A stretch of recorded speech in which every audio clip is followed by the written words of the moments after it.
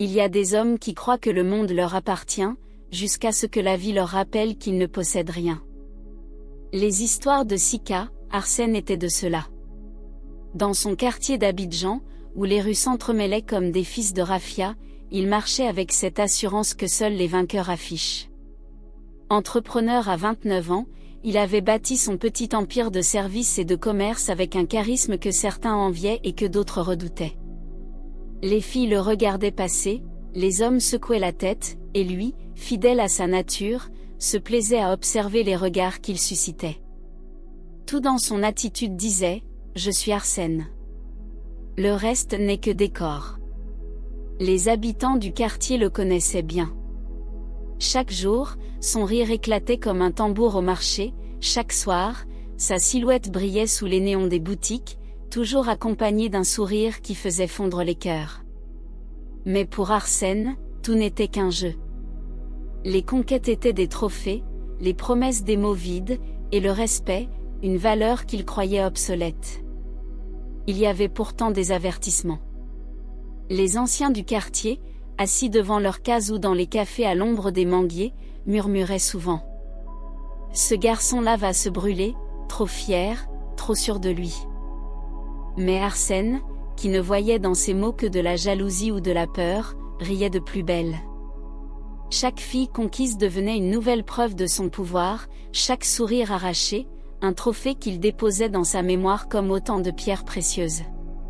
Puis, un jour, une nouvelle famille s'installa au bout de la rue, dans une maison aux volets peints en bleu vif. L'ambiance changea presque aussitôt. Il y avait quelque chose dans leur manière de se tenir, dans la sérénité silencieuse qui émanait de leur demeure, qui intriguait Arsène. Et puis il y avait elle, Aminata. Une jeune fille dont la beauté n'était pas criarde mais hypnotique, calme et mystérieuse. Elle ne riait pas à tous les plaisirs faciles, ne se laissait pas séduire par le moindre compliment. Elle possédait une force tranquille qui défiait les regards et qui, étrangement, attira Arsène plus que toutes celles qu'il avait croisées jusque-là. Comme toujours, il commença son approche avec sa technique éprouvée, sourire, mots doux, invitations, petites attentions. Mais Aminata, contrairement aux autres, ne céda pas immédiatement. Elle écoutait, souriait parfois, mais restait insaisissable. Plus il essayait, plus sa curiosité se transformait en obsession. Chaque nuit, il repensait à elle, chaque matin, son esprit cherchait des moyens de la séduire. Le quartier entier parlait de cette nouvelle cible, et même les anciens qui l'avaient mis en garde secouaient la tête. « Mon fils, cette fille n'est pas comme les autres. » Arsène, aveuglé par son orgueil, ne voulut rien entendre. Il était sûr de son pouvoir. Alors il se lança, avec plus de passion, plus d'intensité, plus de détermination que jamais. Et bientôt, Aminata céda. Mais ce que Arsène ne savait pas, c'est que cette victoire allait être la plus dangereuse de sa vie. La nuit où il passa avec elle, le vent soufflait lourdement dans le quartier. Les lumières des lampadaires se reflétaient dans les flaques d'eau laissées par une pluie récente. Arsène se sentait invincible, comme toujours, mais au fond de lui, un frisson inexplicable parcourait son échine. Ce frisson, il l'ignora, le confondant avec l'excitation du moment. Aminata, silencieuse et mystérieuse, semblait presque sourire d'un secret que lui ne connaissait pas. Le lendemain, tout changea. Arsène se réveilla avec une douleur intense, comme si son corps le trahissait. Ses forces l'abandonnaient, son esprit s'alarmait, et la fierté qui l'avait toujours accompagné semblait s'évanouir. Aucun remède, aucune potion, aucun conseil des jeunes du quartier ne pouvait le soulager. Même les médecins modernes restaient perplexes. Les anciens, eux, secouaient la tête avec un mélange de crainte et de satisfaction. Il a touché ce qu'il ne fallait pas toucher. C'est alors qu'il apprit la vérité. Aminata était la fille d'un grand féticheur, un homme respecté et redouté, gardien des esprits et des secrets anciens. Son corps, sa santé, sa virilité même, avaient été liés à une loi immuable qu'Arsène avait ignorée, celle du respect. Chaque instant passé dans l'orgueil et la vanité l'avait préparé à cette punition. La douleur le changea. L'homme qui se croyait invincible se retrouva à genoux, seul dans sa chambre, priant, suppliant, cherchant à comprendre comment sa vie avait pu basculer en quelques heures. Le quartier, qui autrefois admirait son charisme, le regardait maintenant avec pitié, un mélange de crainte et de leçons silencieuses.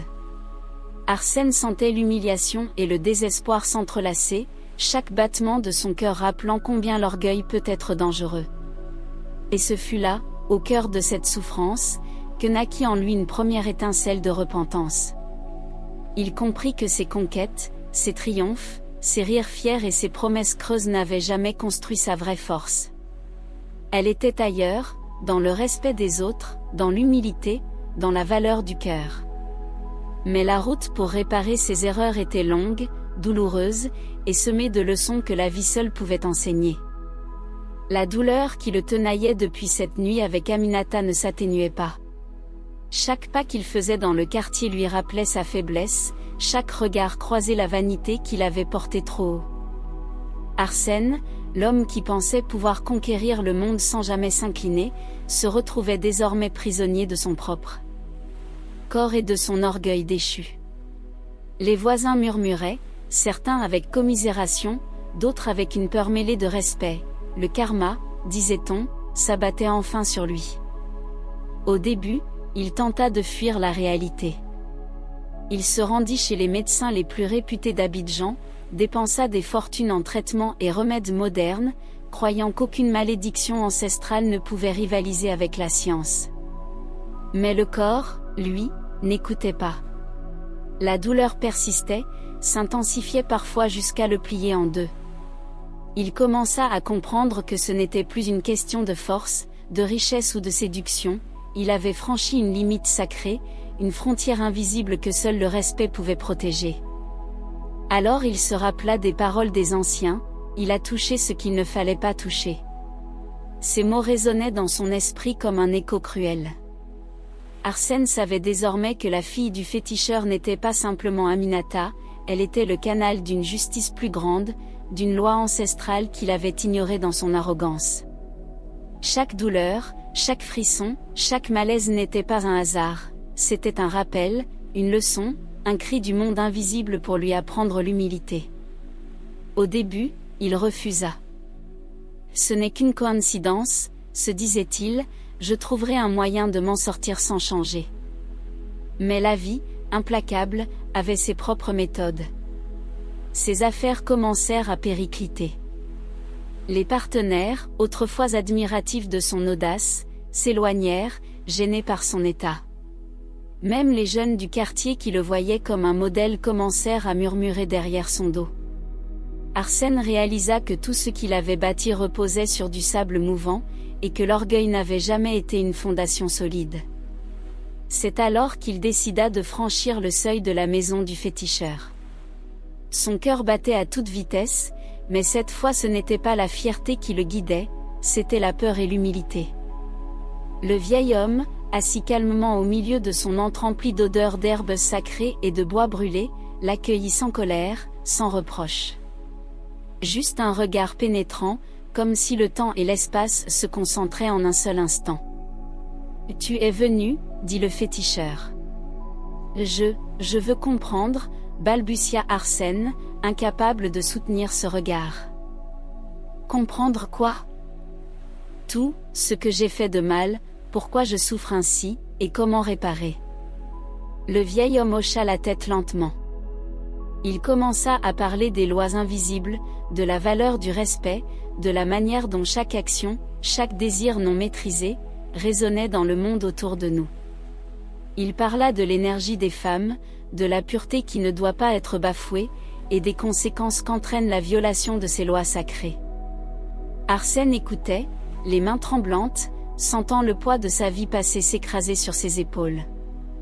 Les jours qui suivirent furent les plus difficiles de sa vie. Le féticheur le guida dans des rituels de purification, des prières anciennes, des offrandes pour apaiser les esprits. Chaque action demandait une humilité totale, une sincérité que l'orgueil d'Arsène ne connaissait pas. Il se leva avant l'aube, nettoya la maison du féticheur, apprit les chants et les gestes qui semblaient simples mais qui portaient un pouvoir immense. Chaque douleur dans son corps devenait une leçon, chaque instant de malaise un rappel de sa vanité passée. Mais petit à petit, quelque chose changea. La colère, la frustration et la peur commencèrent à se transformer en compréhension. Il vit les visages des femmes qu'il avait blessées, pas avec mépris, mais avec compassion et regret. Il revit les sourires qu'il avait manipulés, et une profonde honte s'installa, mais aussi une clarté nouvelle. Le respect ne se mendie pas, il se pratique. L'homme qui pensait être un conquérant comprit enfin que sa vraie force ne résidait pas dans la séduction ni dans la domination, mais dans l'humilité, l'honneur et l'empathie. Un matin, alors que le soleil perçait à travers les rideaux de la maison du féticheur, Arsène sentit que la douleur avait diminué. Il n'était pas encore totalement guéri, mais il avait franchi un cap. Le féticheur le regarda et dit : « Tu as appris, mais souviens-toi, la vraie leçon ne s'arrête jamais. Le respect est un chemin, pas un point d'arrivée. » Arsène sortit dans le quartier. Les rues qu'il connaissait si bien lui semblaient maintenant différentes, plus vivantes, plus humaines. Il n'était plus ce jeune homme arrogant qui croyait que le monde lui appartenait. Chaque sourire, chaque regard, chaque pas était une opportunité de réparer et de montrer l'exemple. Il décida de changer sa manière d'agir, de respecter les femmes, d'aider ceux qui croyaient encore que le pouvoir résidait dans l'orgueil et la séduction. Avec le temps, son nom redevint respecté, mais cette fois pour les bonnes raisons. Les jeunes venaient le voir, non plus pour apprendre des exploits d'un séducteur, mais pour entendre le récit d'un homme qui avait touché le fond, qui avait souffert, et qui avait compris la valeur de la repentance.